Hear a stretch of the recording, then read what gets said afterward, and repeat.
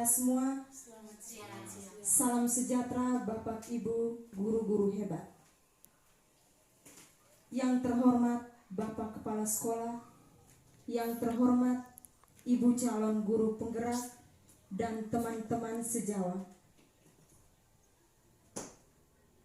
Hari ini kita akan memulai kegiatan kita dengan tema sosialisasi budaya positif dari guru penggerak. Sebelum kita awali kegiatan kita, mari kita buka dengan doa. Dalam nama Bapa, ya Bapa dalam surga, puji dan syukur kami haturkan kepadamu atas segala rahmat, berkat, serta perlindungan yang telah Engkau berikan kami sepanjang hari ini. Ya Tuhan, sebentar sekarang ini kami mulai kegiatan kami. Kami mohon tuntunan-Mu dalam kegiatan ini agar dapat berjalan dengan baik sesuai dengan kehendak-Mu. Nama-Mu yang kudus kami puji kini dan sepanjang masa. Amin. Dalam nama Bapa, Bapa dan Putra dan Roh Kudus. Amin. Waktu selanjutnya saya berikan kesempatan kepada pemateri sebagai calon guru penggerak. Terima kasih atas waktu dan kesempatan yang diberikan kepada saya. Salam dan bahagia untuk kita semua. Salam. Yang terhormat Bapak Kepala Sekolah SMPN Negeri 2 Moponggo Satap, yang saya hormati rekan-rekan guru pegawai SMPN Negeri 2 Moponggo Satap. Pertama-tama kita patut mengaturkan puji dan syukur kita kepada Tuhan karena atas berkat, rahmat dan kasih-Nya kita boleh berkumpul di tempat ini untuk melakukan satu kegiatan, yaitu mensosialisasi tentang budaya positif. Terima kasih juga atas waktu dan kesempatan yang Bapak Ibu sudah meluangkan bersama saya di tempat ini. Jadi Bapak Ibu, sebelum saya memberikan sosialisasi ini, maksudnya dengan pengetahuan yang sudah kami dapat kurang lebih 3 bulan mengenai dengan pendidikan guru penggerak. Ada 3 modul yang telah kami lewati. Jadi alangkah lebih baik kami bisa memberikan sosialisasi kepada teman-teman supaya kita bisa bersama-sama, kita berkolaborasi bersama untuk melakukan perubahan, supaya kesannya itu bukan hanya guru penggerak saja yang bergerak, tetapi kita semua, supaya lembaga kita itu bisa mengalami perubahan. Jadi itu saya butuh kerjasama di antara kita. Alangkah lebih baik saya akan memberikan sosialisasi materi-materi yang telah kami dapat. Yang pertama itu budaya positif. Ada dia punya kompetensinya. Kompetensinya itu ada untuk memahami pentingnya mengetahui kebutuhan belajar dan lingkungan yang memfasilitasi seluruh individu di sekolah agar dapat meningkatkan kompetensinya secara aman dan nyaman. Terus yang berikut, mampu menggerakkan komunitas sekolah untuk bersama-sama mengembangkan dan mewujud visi sekolah yang berpihak pada murid dan berlandaskan nilai-nilai kebajikan universal. Itu capaian umum. Sekarang capaian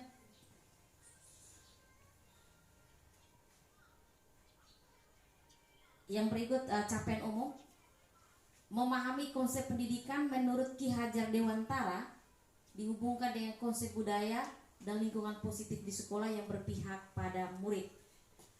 Melakukan evaluasi dan refleksi tentang praktik disiplin dalam pendidikan Indonesia secara umum untuk mendapatkan pemahaman baru mengenai konsep disiplin positif untuk menciptakan murid dengan profil pelajar Pancasila. Yang berikut, memahami peran sebagai guru untuk membangun budaya positif dengan menerapkan konsep disiplin positif dalam berinteraksi dengan murid. Itu capaian umum. Sedangkan capaian khususnya itu konsep budaya positif yang di dalamnya itu terdapat konsep perubahan paradigma stimulus respon dan teori kontrol. Mendemonstrasikan konsep budaya positif yang di dalamnya terdapat konsep perubahan paradigma stimulus respon dan teori kontrol. Ada 3 teori motivasi perilaku manusia. Itu ada motivasi internal dan eksternal, keyakinan kelas, hukuman, dan penghargaan. Ada 5 kebutuhan dasar manusia, 5 posisi kontrol guru, dan segitiga restitusi. Yang berikut menerapkan strategi disiplin positif yang memerdekakan. Baik teman-teman, ada pertanyaan pemantik, setuju atau tidak setuju? Yang pertama itu hukuman dapat mendisiplinkan anak. Yang kedua, pemberian hukuman dengan hal positif seperti membaca atau membersihkan halaman sekolah dapat meningkatkan disiplin anak. Yang ketiga, memberi penghargaan dapat meningkatkan motivasi belajar anak. Sekarang ada perubahan paradigma. Sekarang kita bisa melihat ke layar, itu ada kepalan tangan. Kegiatan kepalan tangan itu antara A dan B. Maksudnya antara kita bersama teman kita. Nah, terus sobeklah secari kertas kecil, tuliskan benda atau sesuatu yang sangat berharga untuk Anda. Letakkan di salah satu tangan Anda dan genggam benda atau sesuatu tersebut dengan segala daya. Maksudnya di dalam itu seolah ada emas di dalam, sesuatu yang sangat berharga bagi kita. Jadi kita buat suatu kepalan. Dan teman Anda, maksudnya teman-teman kita mari kita buat kepalan ini. Nah sekarang teman di samping kita tuh akan mencoba dengan sekuat tenaga untuk membuka kepalan kita, membuka kepalan kita. Tetapi teman kita tuh pasti mempertahankan kepalan itu ya. Maksudnya isinya di dalam itu jangan sampai diketahui. Nah, dengan berbagai macam cara untuk meminta Anda untuk memberikan benda tersebut. Tetapi si B tadi dia bisa membujuk dan bahkan dia mengancam. Untuk si A tadi dia pura-pura merayu supaya kepalan tangan itu bisa terbuka. Ketika sudah terbuka, apa yang terjadi? Jadi perubahan paradigma teori kontrol atau teori pilihan atau ilusi kontrol itu yang pertama tuh ilusi guru mengontrol murid. Yang pertama tuh ilusi guru mengontrol, yang kedua murid. Ilusi bahwa kritik dan membuat orang itu merasa bersalah itu dapat menguatkan karakter. Ilusi itu bahwa semua penguatan positif efektif dan bermanfaat.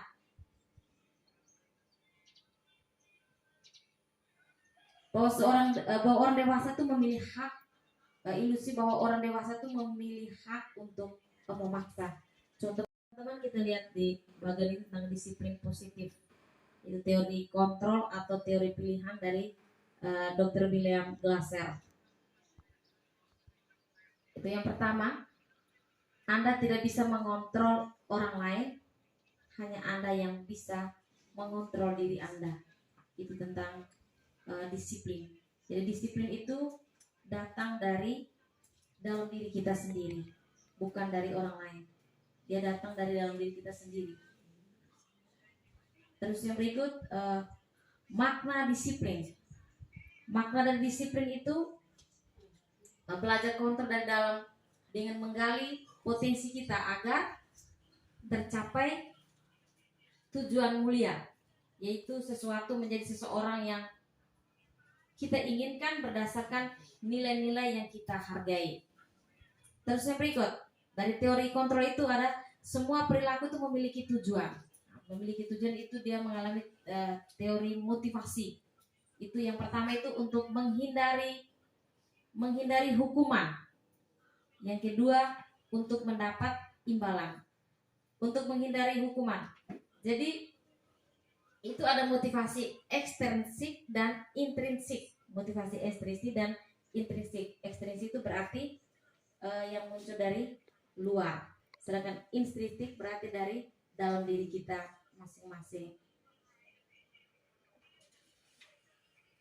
Jadi untuk menghindari hukuman dan untuk mendapatkan imbalan itu yang berasal dari luar, kita. Terus yang berikut, 5 posisi kontrol. 5 posisi kontrol itu, yang pertama penghukum, yang kedua pembuat rasa bersalah, yang ketiga teman, yang keempat pemantau. Jadi penghukum ini entah sadar dan tidak sadar kita sebagai guru pasti kita pernah melakukan. Nah, itu penghukum. Penghukum itu contohnya ketika siswa tiba di sekolah datangnya terlambat, itu otomatis kita pasti beri hukum. Hukum itu ada bermacam cara hukuman. Nah, itu yang sudah pernah kita lakukan selama ini. Tetapi di dalam ketika kami belajar di pendidikan guru penggerak itu, ternyata penghukum itu sebenarnya tidak baik.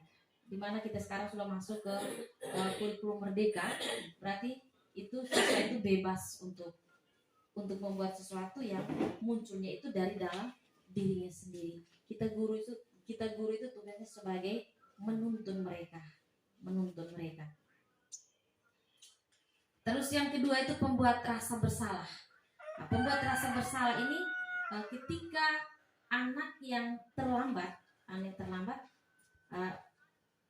itu kita guru itu kita pelan-pelan untuk mengajak berdiskusi dengan anak tersebut.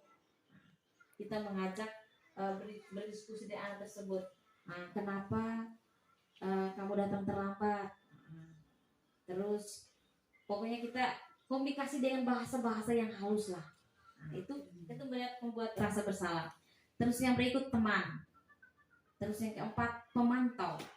Yang kelima manajer. Jadi kita sebagai guru dari 5 posisi kontrol ini, kita yang lebih itu tuh di posisi apa? Dari kelima itu. Kita sebagai guru.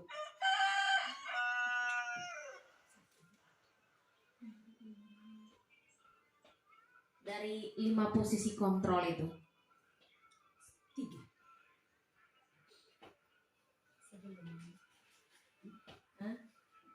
Dari 5 posisi kontrol, maksudnya selama ini yang sudah pernah kita sebelum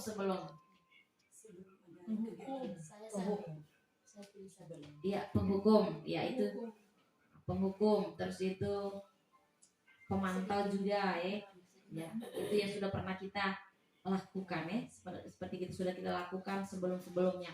Jadi untuk penghukum ini sebenarnya dalam suatu lembaga itu sudah sangat tidak bagus, karena nanti ketika kita hukum siswa itu pasti mengalami dia punya ada rasa percaya dirinya kurang, terus mereka ada yang mengalami trauma, apalagi kalau sampai kita pukul.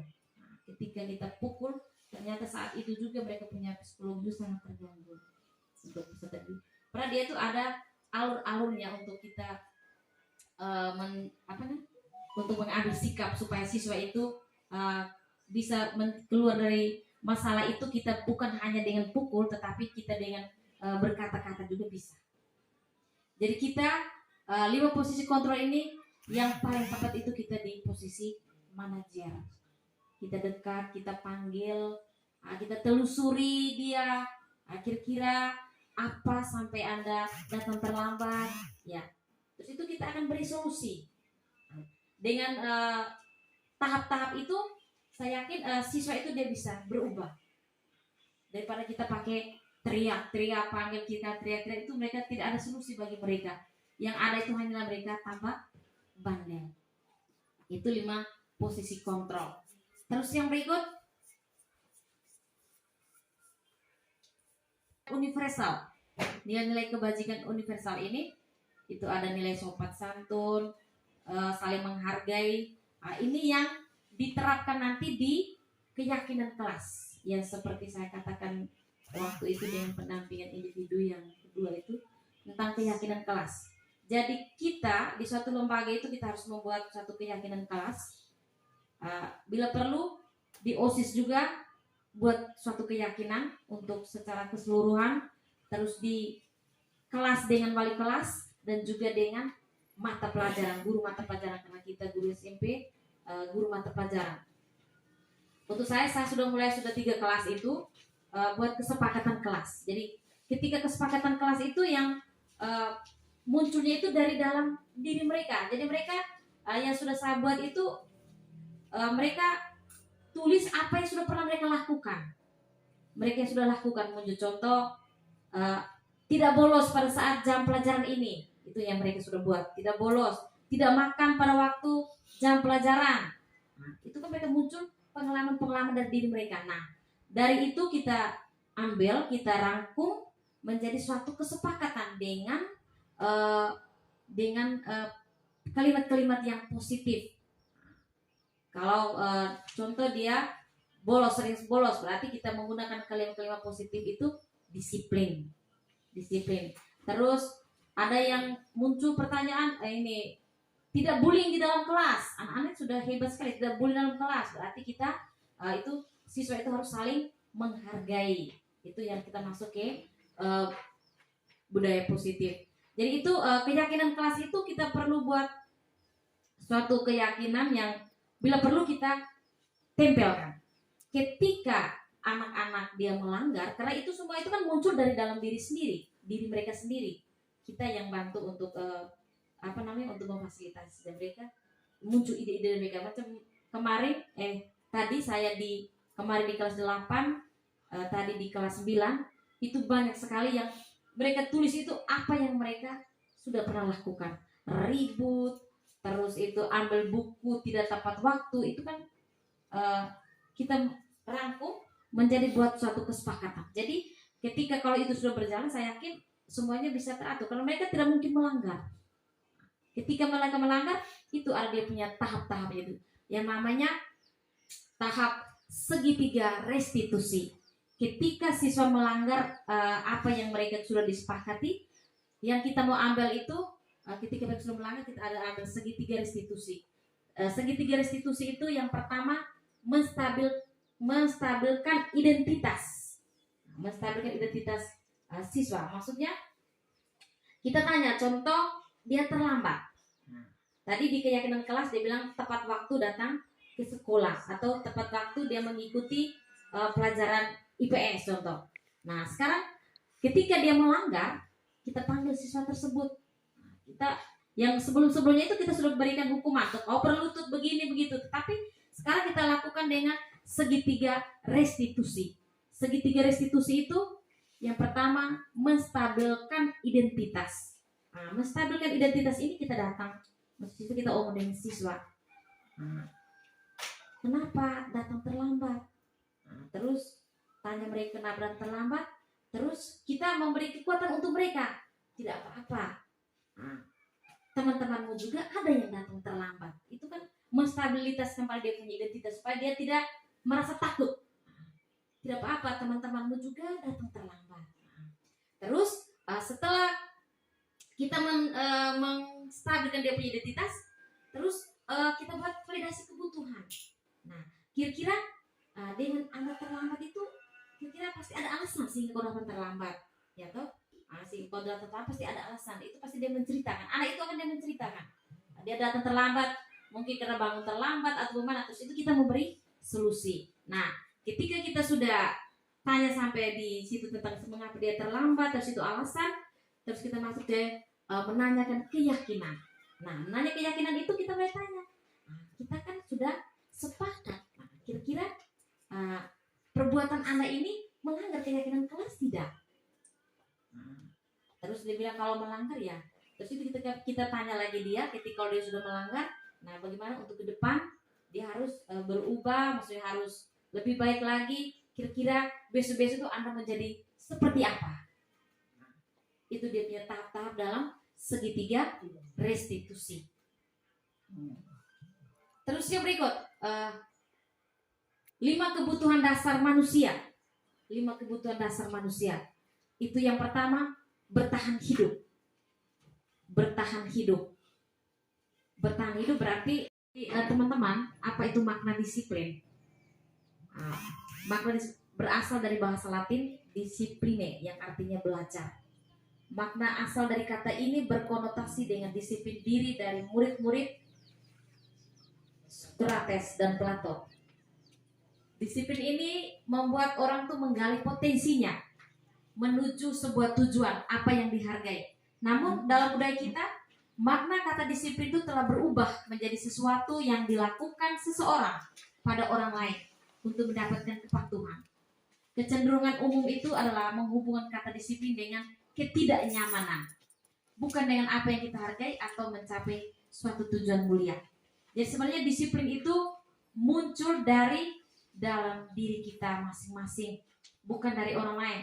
Maksudnya ketika saya mau disiplin supaya dilihat oleh teman atau dilihat oleh atasan, tidak. Disiplin itu kita muncul dari diri kita sendiri supaya kita mau berubah. Dan kita otomatis kita guru, ketika kita sudah disiplin, otomatis siswa itu dengan sendiriannya tuh bisa untuk berdisiplin. Maksudnya disiplin dalam segala macam hal, disiplin. Terus yang kebajikan universal, itu ada sifat positif manusia yang merupakan tujuan mulia yang ingin dicapai setiap individu. Nilai-nilai tersebut bersifat universal. Setiap perilaku atau perbuatan itu memiliki suatu tujuan. Itu yang ditemukan oleh William Glasser pada teori kontrol. Terus dengan mengaitkan nilai kebajikan yang diyakini seseorang, maka motivasi intrinsiknya akan terbangun sehingga menggerakkan motivasi dari dalam untuk dapat mencapai tujuan mulia yang diinginkan. Yang berikut nilai-nilai kebajikan yang ingin dicapai oleh setiap anak Indonesia kita kenal dengan profil pelajar Pancasila, yaitu beriman bertakwa kepada Tuhan Yang Maha Esa dan berakhlak mulia. Yang kedua, mandiri. Yang ketiga, bernalar kritis. Yang keempat, berbineka global. Yang kelima, bergotong royong. Yang keenam, kreatif. Yang berikut teori motivasi perilaku manusia. Itu ada eksternal, internal, itu ada 3 itu. Untuk menghindari ketidaknyamanan atau hukuman, apa yang akan terjadi apabila saya tidak melakukannya, itu munculnya dari motivasi eksternal ya. Yang kedua, untuk mendapatkan imbalan dari orang atau orang lain atau institusi, kira-kira apa yang akan saya dapatkan apabila saya melakukannya.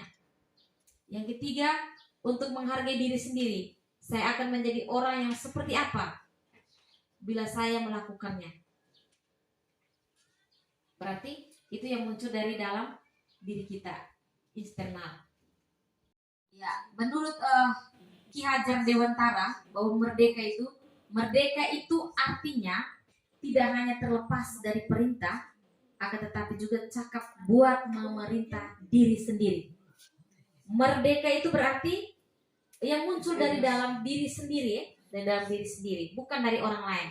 Itu yang sekarang sedang kurikulum merdeka itu berarti kita belajar itu berfokus pada peserta didik. Contoh pengakuan atau apresiasi kebajikan itu contoh pembuka. Kemarin saya perhatikan, tapi nilai kebajikan, rasa empatimu besar sekali. Situasi pada saat menolong murid baru di dalam kelas, itu dia punya situasi. Nilai kebajikan itu empati. Pembuka kemarin saya perhatikan, dan seterusnya itu saling menghargai, kepedulian. Pada saat kamu membantu teman-temanmu di tugas kelompok, itu yang situasi yang terjadi. Bentuk program kebajikan atau apresiasi. Dalam memberikan apresiasi atau pengakuan itu perlu diingat ada beberapa hal. Yang pertama, pengakuan secara khusus, pengakuan secara pribadi, pengakuan kepada semua murid atau bergantian, pengakuan secara konsisten, atau fokus pada proses. Jadi seperti yang kita buat itu yang ada hadiah itu tuh sebenarnya tidak bagus untuk siswa yang ada hadiah. Baik teman-teman, sekarang waktunya untuk diskusi dengan pertanyaan itu tindakan guru antara hukuman atau konsekuensi dengan pertanyaan yang ada di layar itu. Silakan. Tindakan guru yang pertama, mencatat 100 kali di dalam buku kalimat saya tidak akan terlambat lagi karena terlambat ke sekolah. Teman-teman, itu termasuk hukuman atau konsekuensi? Hukuman. Bagaimana Dita? Hukuman. Hukuman. Ibu Linda? Saya juga hukuman. Hukuman. Termasuk saya juga, termasuk itu hukuman karena kita sudah sepakat di kelas bersama anak-anak. Apabila mereka melanggar, Kedua. konsekuensinya mereka harus dihukum. Terus yang kedua, lari mengelilingi lapangan basket 2 kali karena terlambat hadir di sekolah. Hukuman juga. Murid diminta untuk push up 15 kali karena tidak menggunakan masker ke sekolah.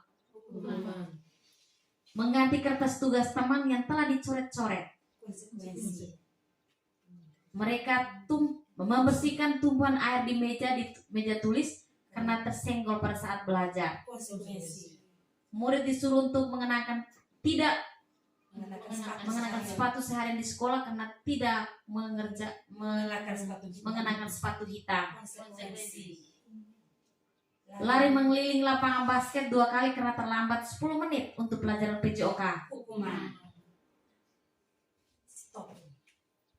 Ke perbedaan hukuman dan konsekuensi. Itu hukuman itu sesuatu yang menyakitkan harus terjadi, sedangkan konsekuensi itu sesuatu harus terjadi. Seperti tadi air tadi yang tumpah. Terus yang kedua, anak membenci kedisiplinan, berarti anak menghargai. Itu yang hukuman ya, anak membenci kedisiplinan.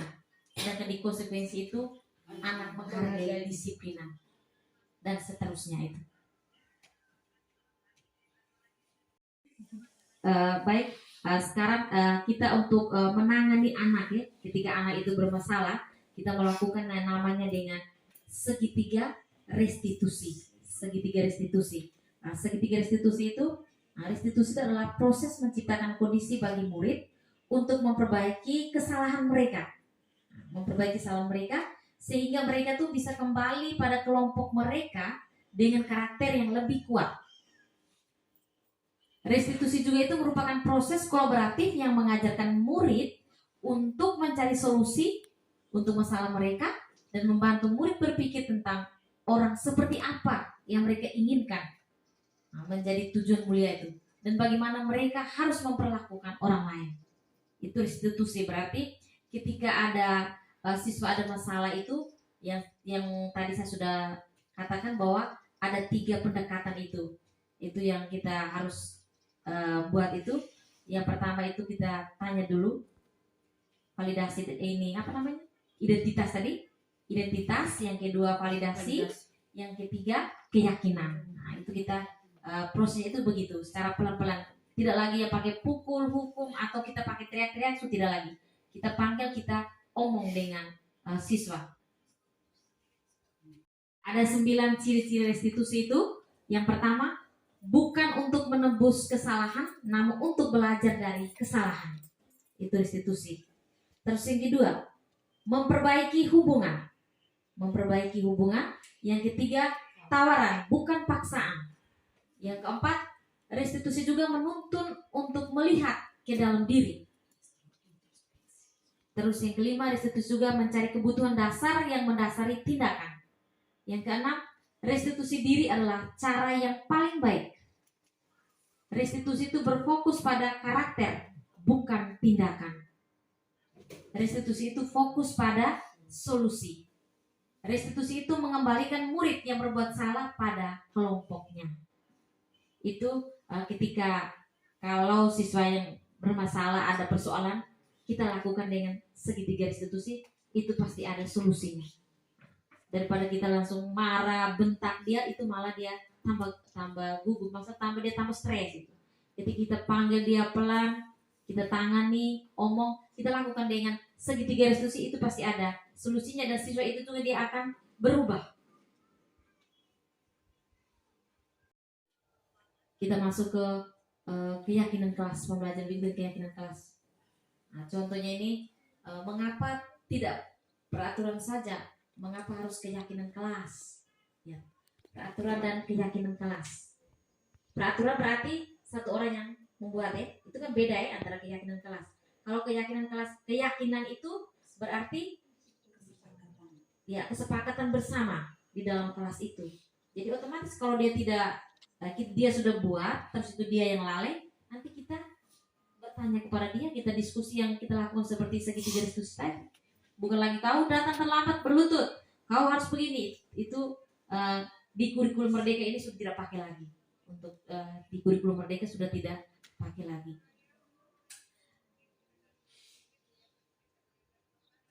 Itu yang contoh seperti kita memiliki peraturan harus menggunakan helm bila kita mengendarai sepeda motor. Itu kan aturan ya. Mengapa kita memiliki peraturan 3M, menggunakan masker, mencuci tangan dan menjaga jarak? Peraturan. Mengapa kita memiliki peraturan harus datang tepat waktu pada saat mengikuti pelatihan? Jadi untuk mendukung motivasi intrinsik, kembali ke nilai-nilai atau keyakinan-keyakinan, lebih menggerakkan seseorang dibandingkan mengikuti serangkaian peraturan-peraturan. Jadi kita membuat sesuatu itu yang harus muncul dari diri sendiri, bukan yang dibuat oleh satu atau dua orang, terus itu kita memberikan sesuatu supaya orang itu ikut seperti kita. Kira-kira yang mana yang merupakan keyakinan kelas, terus itu mengapa?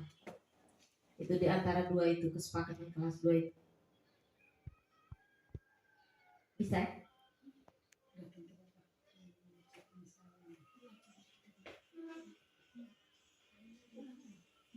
Ini diskusi kan? Ya.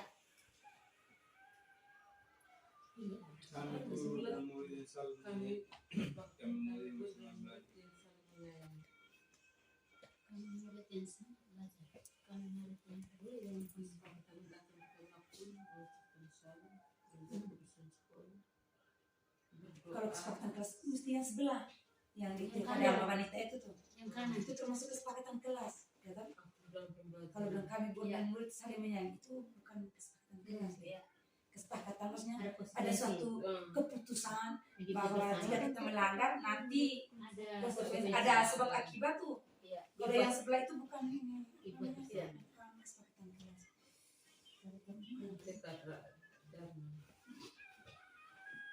Jadi kegiatan pendalaman keyakinan kelas itu ada tabel T dan Y. Tabel T dan Y itu. Nah, tabel terdengar, terlihat dan berperilaku itu tabel Y. Sedangkan yang T itu tampak seperti, tidak tampak seperti. Nah, itu bekerja itu yang T. Maksudnya tampak seperti berarti dia lawan nih. Contoh dia disiplin, berarti tidak tampak seperti dia tidak disiplin.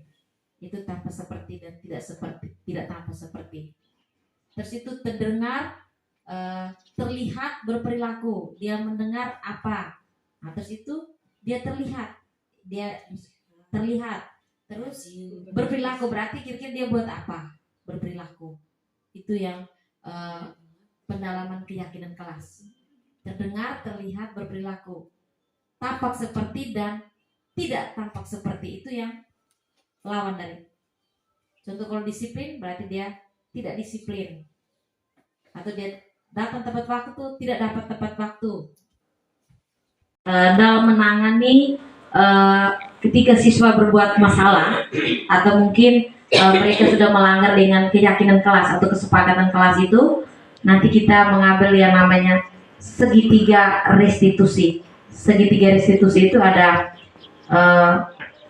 menstabilkan identitas, validasi kebutuhan, dan menanyakan keyakinan yang seperti saya jelaskan awal. Itu ada contohnya untuk membuat anak yang merasa gagal karena berbuat salah menjadi positif terhadap dirinya. Itu kita menstabilkan identitas. Nah, itu guru berkata berbuat salah itu hal yang manusiawi. Itu kita menstabilkan identitas siswa ketika dia bersalah. Terus yang kedua,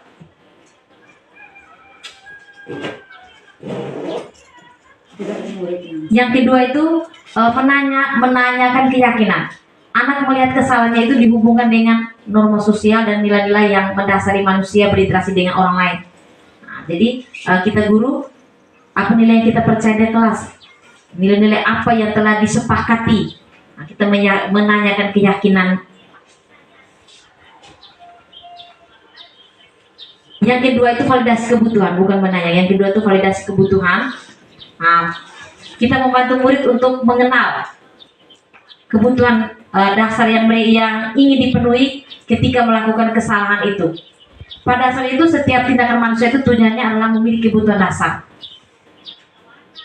Apakah itu penguasaan, kebebasan, kasih sayang, atau rasa diterima, kesenangan, atau bertahan hidup. Itu yang 5 dasar kebutuhan manusia.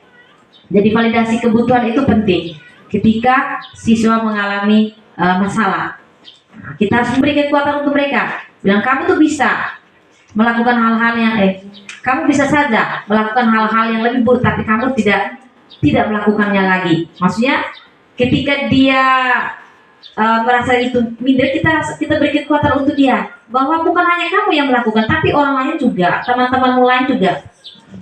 Terus yang berikut, yang ketiga itu keyakinan, menanyakan keyakinan. Nah, ketika kita sudah tanya dia, terus itu kita tanya lagi, kira-kira perbuatan kamu itu melanggar keyakinan kelas tidak? Nah, ketika itu kita beri arahan kepada dia, kalau kamu merasa itu melanggar, kira-kira bagaimana solusinya, bagaimana supaya ke depan itu dia menjadi seperti apa dia nanti orang ke depan nanti begitu. Itu yang segitiga restitusi, itu yang harus kita terapkan di lembaga kita. Baik teman-teman, setelah kita mendengar bersama, sekarang tibalah saatnya untuk merefleksi kegiatan kita kurang lebih 1 jam tadi.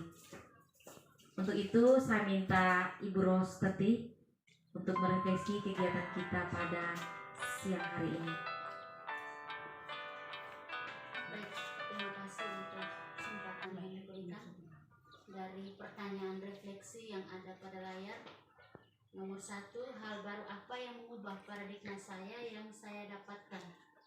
Jadi secara pribadi setelah mendengarkan sosialisasi ini, yang awalnya saya berpikir bahwa ketika memberi aturan dan hukuman membuat anak menjadi disiplin, tetapi ternyata salah.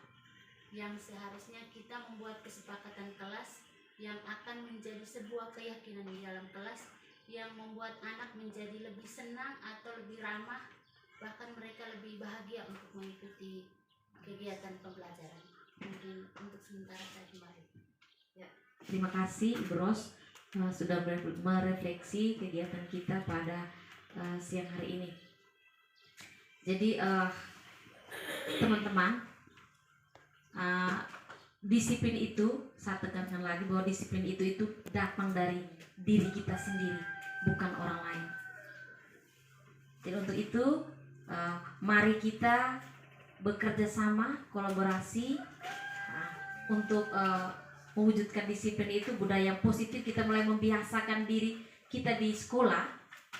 Contoh maksudnya untuk kita selama ini yang namanya melakukan 5S itu kayaknya sudah jarang karena waktu itu kita sudah pernah lakukan, tetapi sekarang sudah mulai mundur kembali. Sekarang mungkin kita biasakan lagi, itu berarti suatu pembiasaan. Jadi kita tegur, sapa, senyum itu dengan siswa, dengan sesama kita mulai pembiasaan kembali, karena kita sudah pernah lakukan tetapi semakin kendur lah. Nah, mari kita mulai kegiatan-kegiatan yang baik itu kita budayakan. Terus yang berikut, terima kasih banyak untuk teman-teman yang sudah meluangkan waktu bersama saya di tempat ini untuk mendengar beberapa materi yang telah kami dapat selama pendidikan guru penggerak. Untuk itu, mari kita bersama kita melakukan perubahan di lembaga kita tercinta ini. Terima kasih. Selamat siang.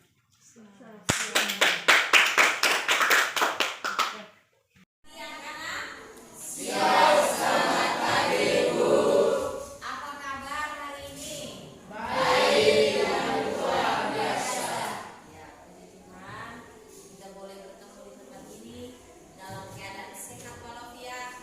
Walaupun dari pagi tadi di tempat di wilayah kita ini mengalami hujan, hujannya begitu lebat, tapi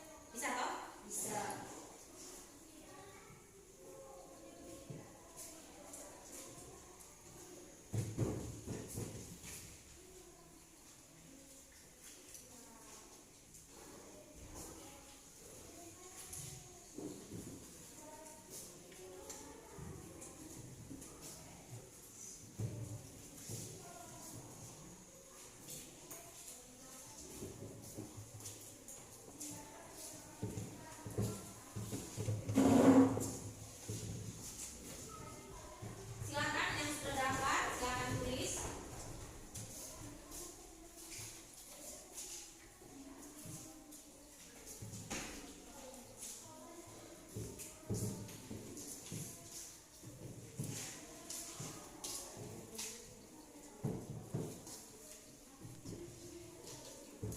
tulis pada saat pembelajaran berlangsung bagaimana, saya bagaimana, ya toh?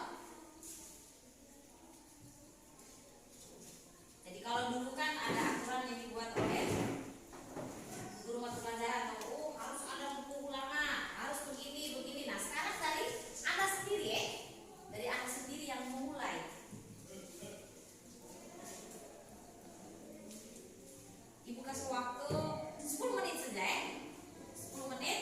Terus itu Anda boleh menempelkan hasil tulisan Anda itu di depan, yaitu di papan tulis Dan juga jangan lupa namanya. Nama sebentar nanti dibaca. Oh ini dari Nikodemus. Begini dia punya sepakatnya ini. Dia punya ide belum menjadikan sepakat Dia punya ide seperti ini ketika pada saat proses pembelajaran tidak boleh begini ya toh. Nah sebentar baru kita buat suatu kesepakatan yang harus anak-anak buat pada saat proses pembelajaran mata pelajaran IPS.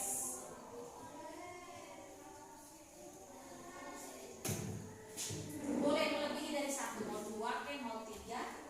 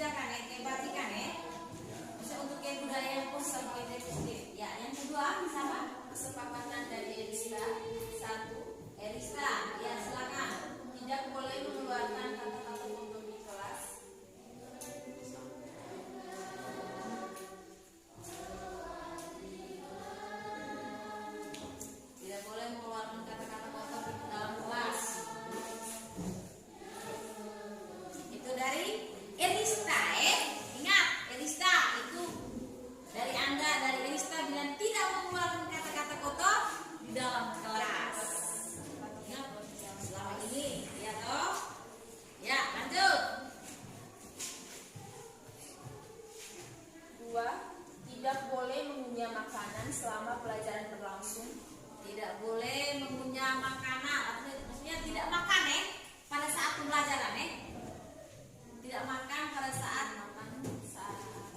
pembelajaran berlangsung ya. Berarti setelah proses pembelajaran tidak ada yang makan ya. Bagus, mantap itu kan berasal dari diri kita, atau berarti kita pernah melakukan toh ya, itu sudah menjadi suatu kesepakatan ya. Yang berikut, harus membawa buku catatan saat les.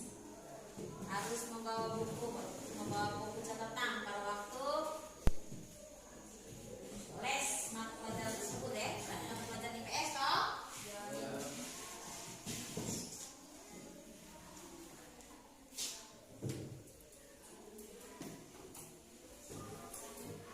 Yang berikut,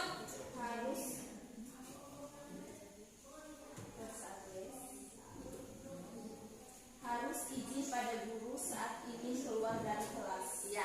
Semua berikan izin. Berarti harus izin.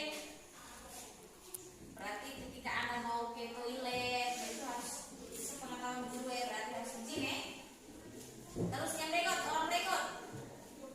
Nanti sebentar kalau yang sama kita tidak perlu tulis ya kita tulis yang belum. Silakan. Kesepakatan dari Selfie.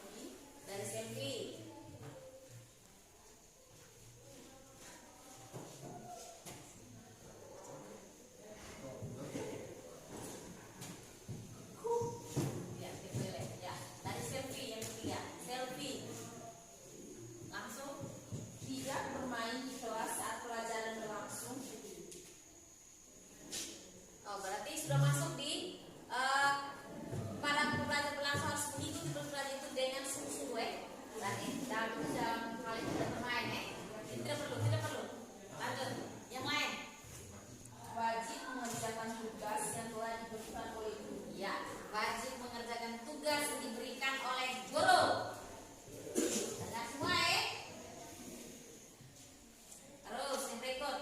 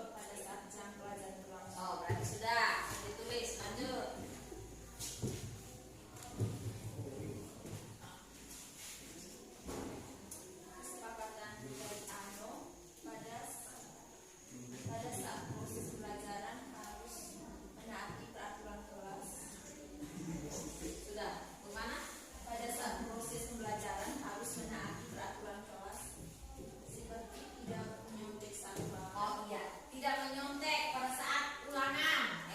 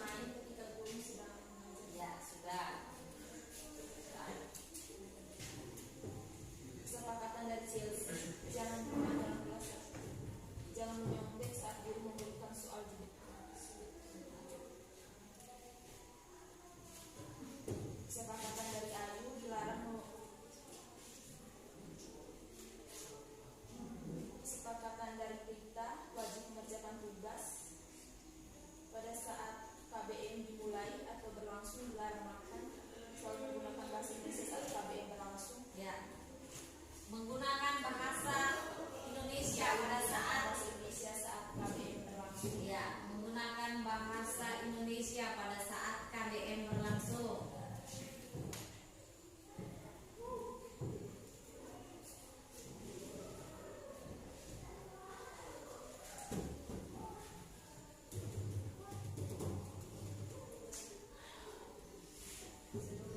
Pada saat KBM berlangsung.